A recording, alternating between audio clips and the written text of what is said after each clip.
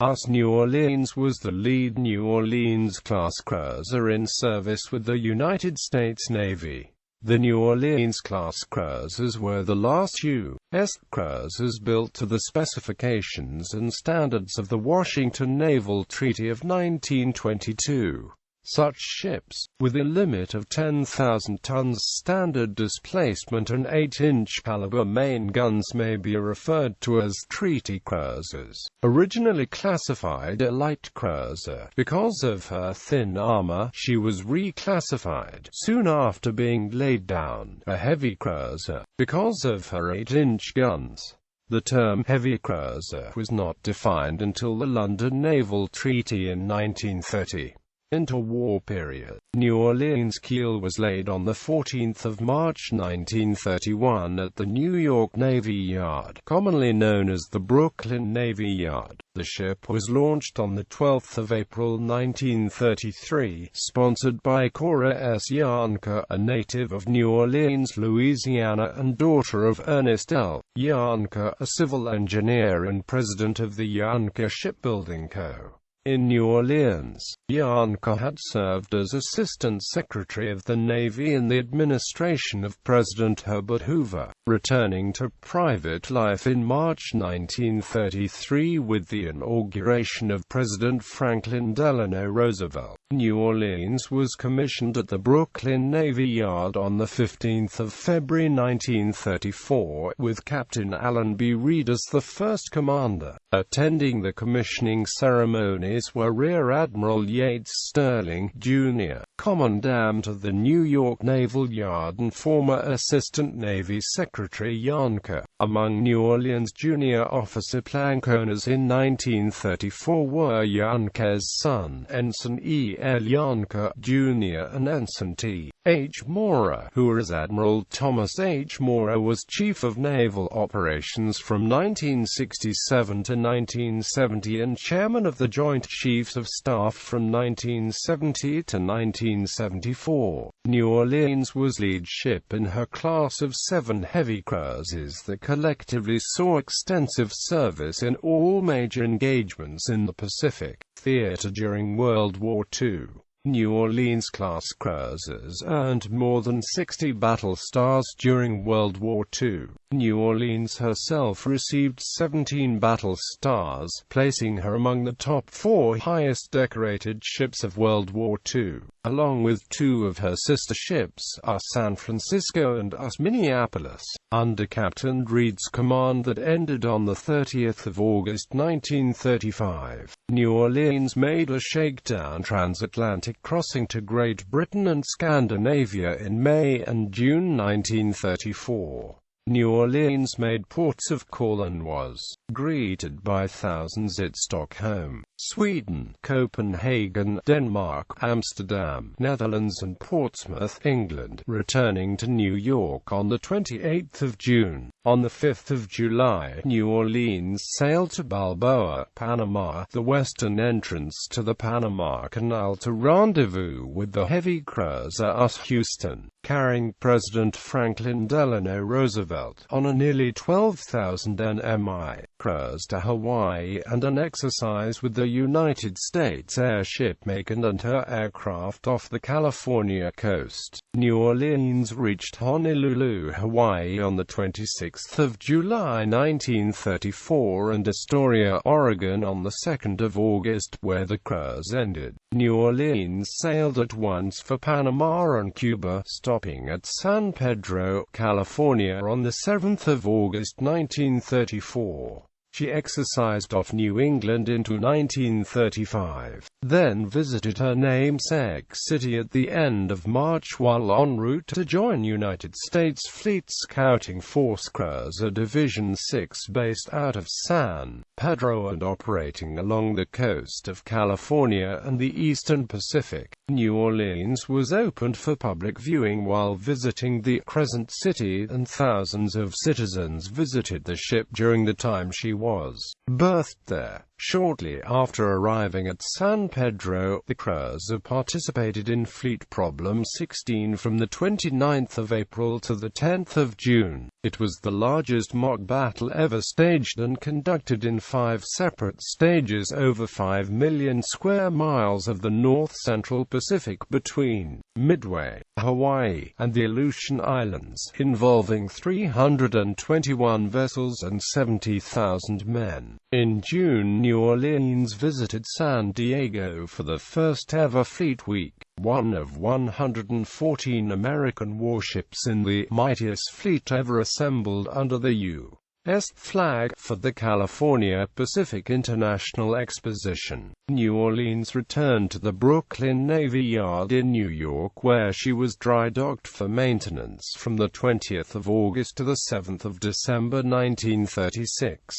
Early in 1937, she was once more in the Pacific, aside from winter training in the Caribbean. Early in 1939, she served out of California ports until joining the Hawaiian Detachment on the 12th of October 1939 for exercises, training, and, as war drew close, vigilant patrol. World War II. Attack on Pearl Harbor. Moored in Pearl Harbor on the 7th of December 1941, New Orleans was taking power and light from the dock, her engines under repair. With yard power out during the attack, New Orleans engineers fought to raise steam, working by flashlight, while on deck men fired on the Japanese attackers with rifles and pistols. A crew was forced to break the locks on the ammunition-ready boxes as the keys couldn't be located, and because the ship was taking power from the dock, the 5.25 calibre gun had to be aimed and fired manually. The gunners topside were ducking machine gun bullets and shrapnel, training the guns by sheer guts and sweat, as they had no ammunition other than the few shells in the ready boxes. The ammunition hoists did not have power, making it nearly impossible to get more ammunition topside to the gun crews. The 54-pound shells had to be pulled up the powerless hoists by ropes attached to the metal cases. Every man with no specific job at the moment formed ammunition lines to get the shells to the guns. A number of her crew were injured when a fragmentation bomb exploded close aboard. New Orleans suffered no severe damage during the attack. Before having the engine work complete at Pearl Harbor, the cruiser convoyed troops to Palmyra and Johnston Atoll, operating on only 3 of her 4 engines. She then returned to San Francisco on the 13th of January 1942 for engineering repairs and installation of new search radar and 20mm guns. She sailed on the 12th of February, commanding the escort for a troop convoy to Brisbane. From Australia she screamed a convoy to Noumea, and returned to Pearl Harbor to join Task Force 11. Battle of Coral Sea. TF-11 sortied on the 15th of April to join the Yorktown Task Force southwest of the New Hebrides. It was this joint force, together with a cruiser destroyer group, which won the Battle of the Coral Sea on 7–8 May, driving back a southward thrust of the Japanese which threatened Australia and New Zealand and the seaborne lifelines. This mighty jewel of carrier aircraft was not without price. Lexington was mortally wounded and New Orleans stood by, her men diving overboard to rescue survivors and her boat crews closing the burning carrier, oblivious to the dangers of flying debris and exploding ordnance as they saved 580 of Lexington's crew who were landed at Noumea. New Orleans then patrolled the eastern Solomons until sailing to replenish at Pearl Harbor. Battle of Midway. New Orleans sailed on the 28th of May, screening Enterprise, to surprise the Japanese in the Battle of Midway. On the 2nd of June, she rendezvoused with the Yorktown force, and 2 days later joined battle. 3 of the 4 Japanese carriers were sunk by hits scored in dive bomber attacks. The 4th carrier was found and wrecked later, but not before her dive bombers had damaged Yorktown so badly she had to be abandoned. New Orleans, veteran of the battle that halted Japanese expansion southward, had now played a significant role protecting Yorktown in the victory that turned back Japan's eastward movement and heavily crippled her naval arm in this decisive battle. Battle of the Eastern Solomons. Again New Orleans replenished at Pearl Harbor, sailing on the 7th of July to rendezvous off Fiji for the invasion of the Solomons, during which she screened Saratoga, fighting off vicious enemy air attacks on 24-25 August. New Orleans aided the Marines holding the precious toehold on Guadalcanal, as a Japanese landing expedition was turned back in the Battle of the Eastern Solomons. At this point, New Orleans had been in the Coral Sea for 2 full months, and food began to run low. A crew went on half rations and Spam became the main course of every meal. Eventually they ran out of rice. When Saratoga was torpedoed on the 31st of August, New Orleans guarded her passage to Pearl Harbor, arriving on the 21st of September. Battle of Tassafaronga with the repaired carrier. New Orleans sailed to Fiji early in November 1942, then proceeded to Espiritu Santo, arriving on the 27th of November to return to action in the Solomons. With 4 other cruisers and 6 destroyers, she fought in the Battle of Tassafaronga on the night of the 30th of November, engaging a Japanese destroyer transport force. When the flagship Minneapolis was struck by 2 torpedoes, New Orleans, next astern, was forced to sheer away to avoid collision, and ran into the track of a torpedo which detonated the ship's forward magazines and gasoline tanks. This explosion severed 150 feet of her bow just forward of turret No. 2. The severed bow, including turret No. 1, swung around the port side and punched several holes in the length of New Orleans' hull before sinking at the stern and damaging the port-in-port propeller, with 1/4 of her length gone, slowed to 2 knots, and blazing forward. The ship fought for survival. Individual acts of heroism and self-sacrifice along with skillful seamanship kept her afloat, and under her own power she entered Tulungi Harbor near daybreak on the 1st of December. A crew camouflaged the ship from air attack, jury-rigged a bow of coconut logs, and worked furiously clearing away wreckage. 11 days later, New Orleans sailed stern first to avoid sinking to Cockatoo Island Dockyard in Sydney, Australia, arriving on the 24th of December. At Cockatoo, the damaged propeller was replaced and other repairs were made, including the installation of a temporary stub bow. On the 7th of March 1943, she left Sydney for Puget Sound Navy Yard, sailing backward the entire voyage, where a new bow was fitted. Interestingly enough, with the use of Minneapolis's No. 2 turret, all battle damage was repaired and she was given a major refit involving the reducing of the forward superstructure along the lines of other pre-war cruises, adding new air search and surface search radars, as well as numerous 20mm and 40mm Bofors anti-aircraft guns. In addition, her boilers, machinery, and hull structures were overhauled to almost new condition. She continued to sail with the back portion riveted and the front portion welded.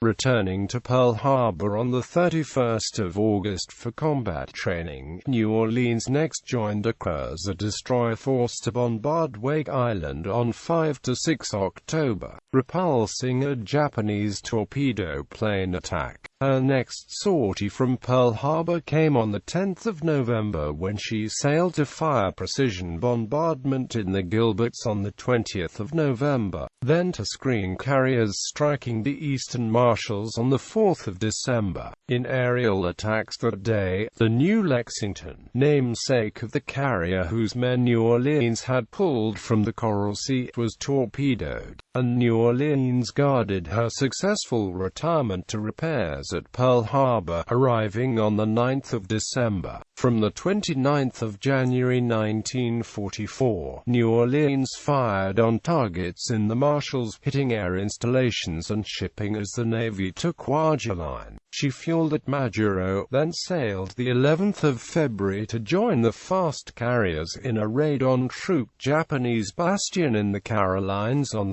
17-18 February. While airstrikes were flown, New Orleans, with other warships, circled the atoll to catch escaping ships. The task force's combined gunfire sank a light cruiser, a destroyer, a trawler, and a submarine chaser. The force sailed on to hit the Marianas, then returned to Majuro and Pearl Harbor. The carriers, with New Orleans in escort, again heaped destruction on targets in the Carolines late in March. Then in April, sailed south to support Allied landings at Hollandia, New Guinea. There on the 22nd of April, a disabled Yorktown plane flew into New Orleans' main mast, hitting gun mounts as it fell into the sea. The ship was sprayed with gas as the plane exploded on hitting the water. One crew member was lost, another badly injured, but New Orleans continued in action, patrolling and plane guarding off New Guinea, then joining in further raids on Truk and Satawan, which she bombarded on the 30th of April.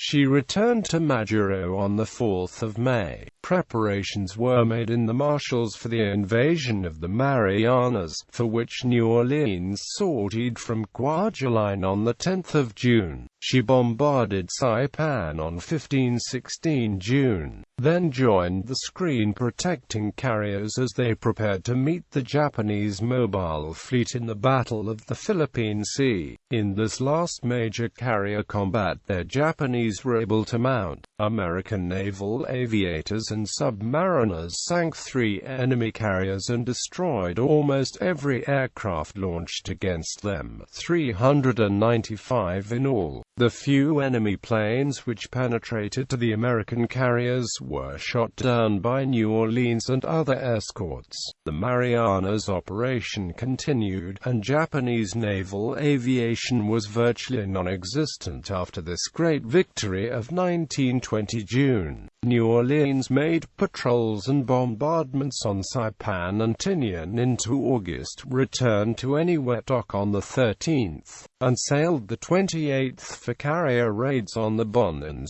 bombardments of Iwo Jima on 1–2 September, and direct air support for the invasion of the Palaus. After reprovisioning Hetmanis, the task force assaulted Okinawa, Formosa, and northern Luzon, destroying Japanese land-based aviation which otherwise would have threatened the landings on Leyte on the 20th of October. The carriers continued to send raids, aiding troops ashore as they prepared to meet the Japanese, who were sending almost every surface ship left afloat in one great effort to break up the Philippines operation. New Orleans guarded her carriers as they joined in the Great Battle for Leyte Gulf, first attacking the Japanese Southern Force on the 24th of October, then raiding the center force in the Sibuyan Sea, and next destroying the Japanese Northern Force of decoy carriers in the battle off Cape Engano. The carriers then sped south to aid the gallant escort carriers holding off the powerful Japanese battleship cruiser force in the Battle off Samar. A stunning American victory was followed by strikes against the retreating Japanese remnant. After replenishing at Ulithi, New Orleans guarded carriers during raids throughout the Philippines in preparation for the invasion of Mindoro. Then late in December sailed for a Mare Island Navy Yard overhaul, followed by training in Hawaii. She returned to Ulithi on the 18th of April 1945, and 2 days later, departed to give direct gunfire support at Okinawa, arriving on the 23rd of April. Here, she dueled with shore batteries and fired directly against the enemy lines. After nearly 2 months on station, she sailed to replenish and repair in the Philippines, and was at Subic Bay when hostilities ceased. Post-war, New Orleans sailed on the 28th of August with a cruiser destroyer force to ports of China and Korea. She covered the internment of Japanese ships at Tsingtao, the evacuation of liberated Allied prisoners of war, and the landing of troops in Korea and China.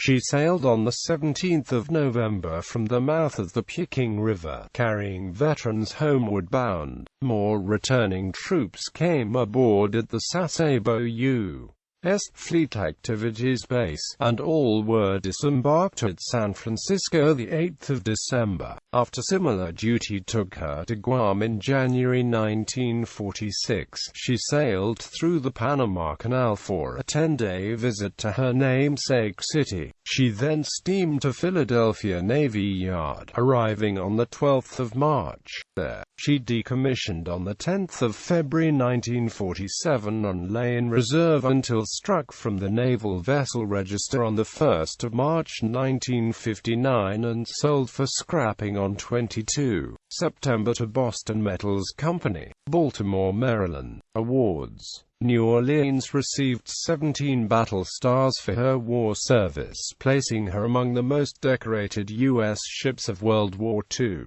Other honors include the American Defense Service Medal, the American Campaign Medal, the Asiatic Pacific Campaign Medal, World War II Victory Medal, as well as 5 Navy Crosses, 10 Silver Stars, 1 Bronze Star, 1 Air Medal and 206 Purple Hearts awarded to members of her crew. Legacy. 1 destroyer and 4 destroyer escorts were named after us New Orleans sailors killed in action at the Battle of Tassafaronga.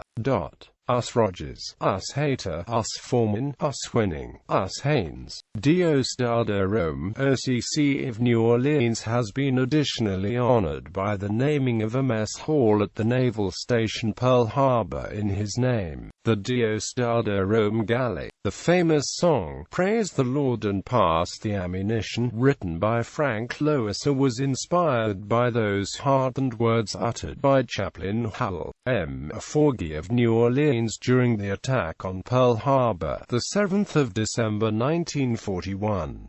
When New Orleans was sold for scrap, little was saved. However, a few items from the ship are on display at the Uskid-Namp, Louisiana Veterans Memorial in Baton Rouge, Louisiana. In particular are the ship's bell and the builder's model of the ship, as well as some mementos of the launching ceremony. There are some items at the Patriots Point Naval and Amp Maritime Museum in Charleston Harbor, South Carolina, and at the Navy Marine Corps Memorial in Annapolis, Maryland. A plaque was donated to the Nimitz Museum in Fredericksburg, Texas by New Orleans Reunion Association. A memorial honoring New Orleans has been installed in the New Orleans Walk of Fame outside the Hilton Hotel in downtown New Orleans. The flag flown by New Orleans when she was struck by the torpedo on the 30th of November 1942 is on display in the U.S. Naval Academy Museum in Annapolis, Maryland. The flag was seen by the contributor during a tour the 16th of March 2015.